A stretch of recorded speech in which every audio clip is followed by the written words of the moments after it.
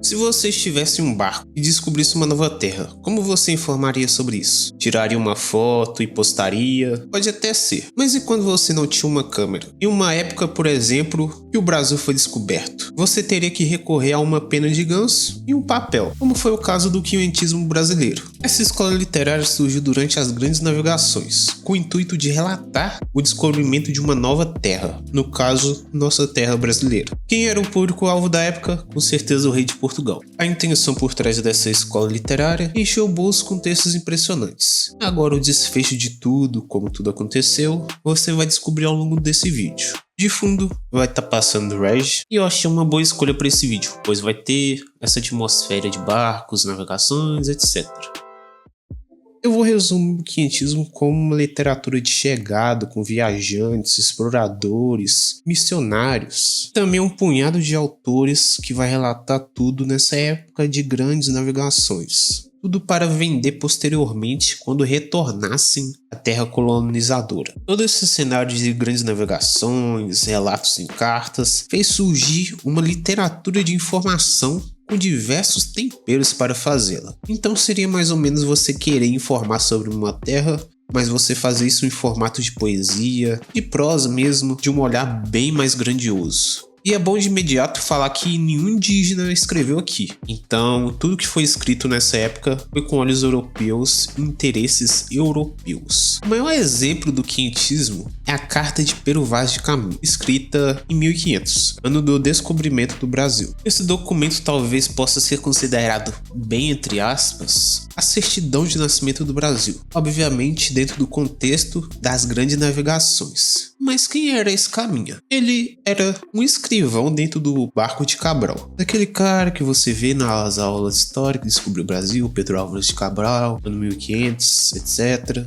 E a missão dele era relatar ao rei Dom Manuel I tudo sobre a nova terra. E eu vou te falar que Caminha cumpriu sua missão bem, pois ele descreveu a geografia, a fauna, a flora, os indígenas, tudo e mais um pouco, uma linguagem que fazia o Brasil parecer como o Novo Éden, uma terra divina. Então eles vão falar que o Brasil era uma terra cheia de frutos, um clima bem bom, águas por toda parte.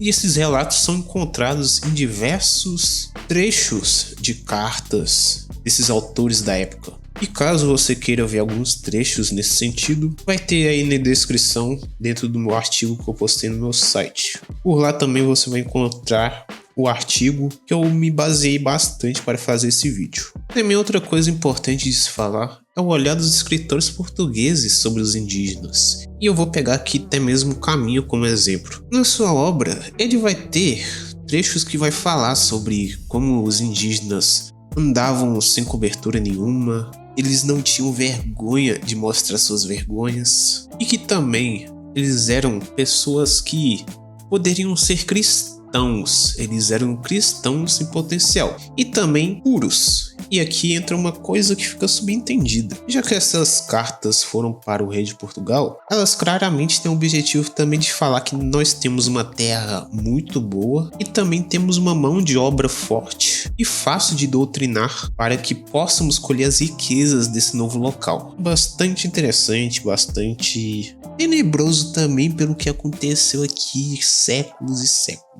Ponto importante de se falar é sobre a literatura de catequese dentro do quientismo. Aqui vai ganhar destaque bastante o padre José de Anchieta, pois ele vai ser uma pessoa bem inteligente, bom escritor, e aqui ele vai ter um papel bem forte de converter os indígenas para o cristianismo por meio de suas obras, por meio de suas ações, para falar a verdade. Com criatividade e boas intenções, mas que no final não tem muito espaço para a cultura indígena original.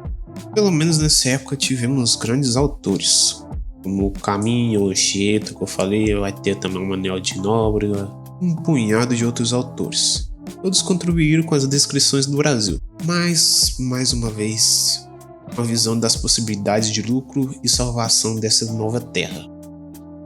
Da próxima vez que te pedirem para falar sobre o quientismo, lembra, É o início da literatura brasileira, ainda que feita por estrangeiros, é uma visão europeia da chegada do Brasil, é um documento histórico também, e uma propaganda. Pode ser também considerado o primeiro capítulo do que deu errado e certo no nosso país. Avanços sempre vão ter uma parte ruim e uma parte boa. E obviamente, a coisa mais importante é você continuar acompanhando esse canal aqui para saber mais sobre conteúdo sobre escola literária, literatura, ficção científica, pois terá uma gama de outras escolas literárias por aqui. Então atente-se à playlist desse canal sobre escolas literárias e que por enquanto, que a Santa Largatixa esteja convosco e até o próximo vídeo.